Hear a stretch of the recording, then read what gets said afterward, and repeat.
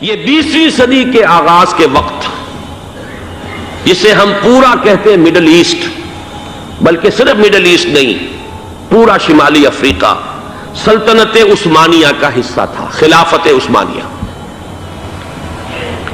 Libya, الجزائر، مصر، پورا حجاز، یمن، پورا عراق، شام، اور یہ شام ہی کے حصے ہیں در حقیقت، اردن اور لبنان، یہ شام عرب، عراق عرب، یہ پورا علاقہ خلافت عثمانیہ یہ اس کا حصہ تھا۔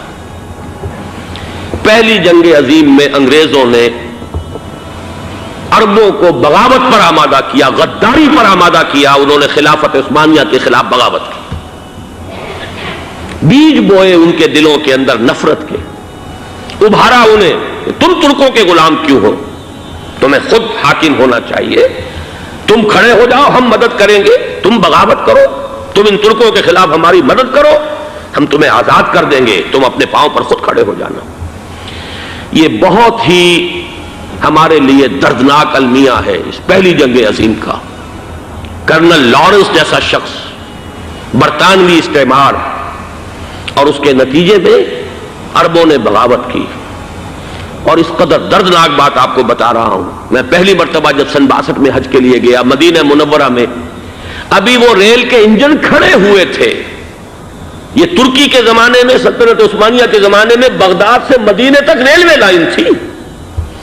یہ پورا ایک عالم سلطنت عثمانیہ، سلطنت نہیں، خلافت عثمانیہ، پوری ٹرینیں جو ہے ترکوں کی اڑائی گئی، ہزاروں ترکوں کو شہید کیا گیا، یہاں تک کہ صحن حرم میں شہید کیے گئے سینکڑوں ترک۔ یہ جرم تھوڑے نہیں ہے، معمولی نہیں۔ آج جس کی سزا مل رہی ہے، معلوم ہونا چاہیے کہ وہ جرائم کون کون سے تھے۔ اب بھی جو لوگ گئے ہیں انہوں نے دیکھا ہوگا، ترکی کا قلعہ موجود ہے اوپر پہاڑی کے اوپر، حرم کا جو سب سے بڑا دروازہ ہے باب ملک عبدالعزیز، اس کے سامنے ایک لائبریری ہوتی تھی، اب تو غالباً وہ بھی گرا دی گئی ہے، اس کے پیچھے پہاڑی پر ترکوں کا قلعہ ہے پرانا، اس پر توپیں موجود تھیں۔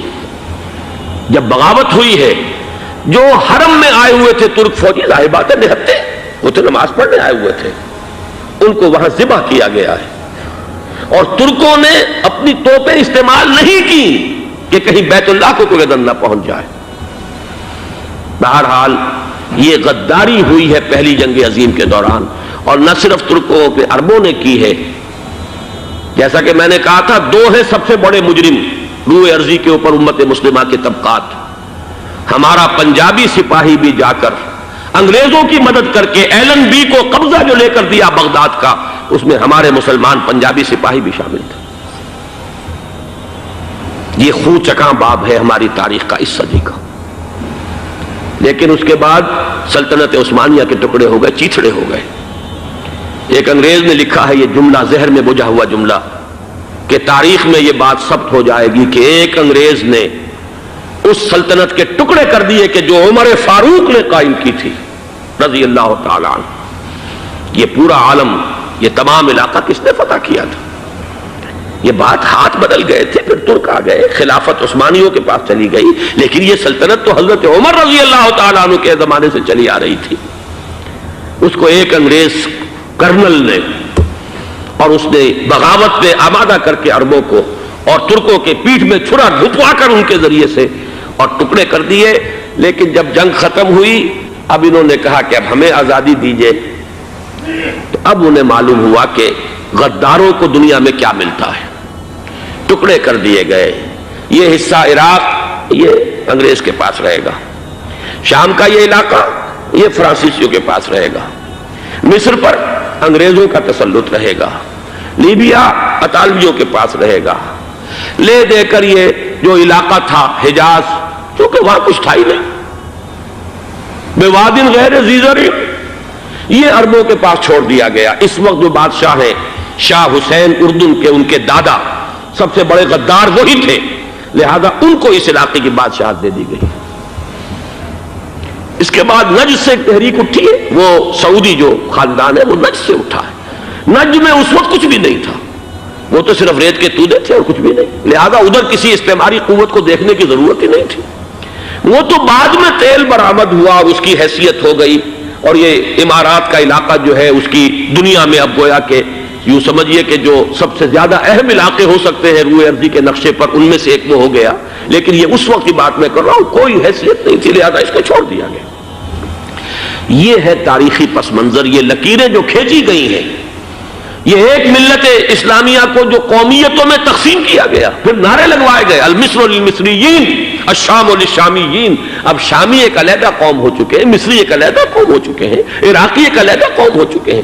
یہ ساری تقسیمیں استعمار کی پیدا کردہ ہیں، اس کا کوئی تعلق اسلام کے ساتھ نہیں. اب ضرورت تو اس بات کی تھی کہ استعمار کے پنجے جب یہاں سے کچھ ہٹے، دوسری جنگ عظیم کے بعد ایک دور آیا، امریکہ ابھرا ہے دنیا کی عالمی سطح پر سیاست میں. اس کے ہاں کچھ آزادی کے تصورات تھے، اس نے بھی سپورٹ کیا. برطانیہ کمزور ہو چکا تھا، وہ اتنے بڑے علاقے کو اب ہولڈ نہیں کر سکتا تھا. ہندوستان بھی آزاد ہوا، پھر یہ کہ اور دوسرے علاقوں سے بھی اس کو پسپائی اختیار کرنی پڑی. استعمار کے پنجے جس طرح بھی ہوئے، ان کے سینوں سے، عربوں کے سینوں سے جو ہے گویا کہ وہ ہٹے. لیکن امریکہ نے ایک اپنی بہت بڑی حکمت عملی جو اختیار کی، عالم عرب کے سینے میں اسرائیل کا خنجر پیوست کر دیا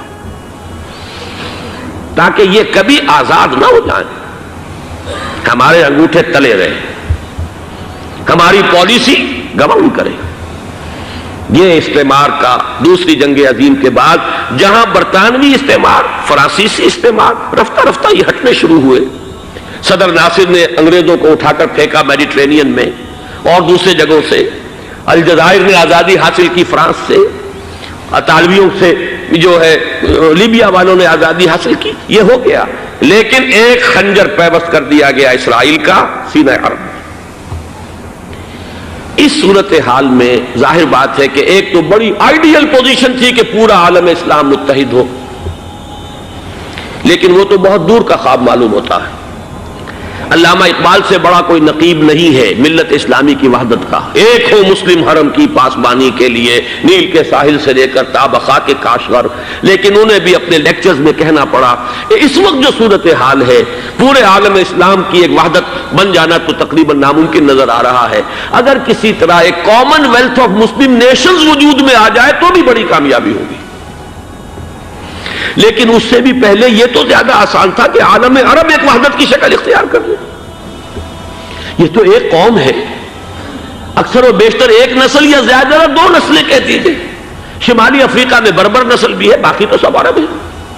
یہ پورا عالم ایک نسل، ایک زبان، پورے اتنے رقبے کے اوپر بولے جانے والی ایک زبان، یہ تو ایک ہو جائے. افسوس یہ ہے کہ اس کا ایک ہو جانا، ایک شخصیت ابھری تھی جو مذہبی مزاج کی شخصیت تھی، جو دینی مزاج کی حامل شخصیت تھی.